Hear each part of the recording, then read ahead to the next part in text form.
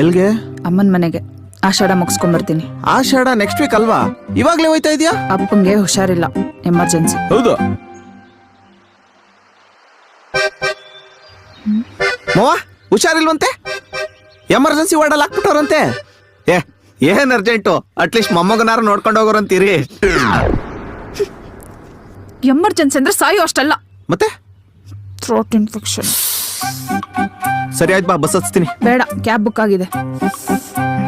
ಆಧಾರ್ ಕಾರ್ಡೇ ಮರ್ತೋದೆ, ಇಟ್ಕೋ. ಬರೀ ಮಾರ್ಕ್ಬಿಟ್ಟು ಬರೋದೇ ಆಯ್ತು.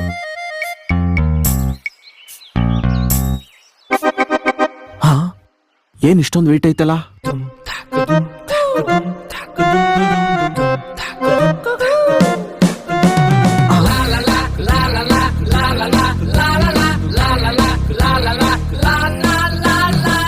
ನಮ್ಮ ಮನೆ ರೇಷನ್ ಎಲ್ಲ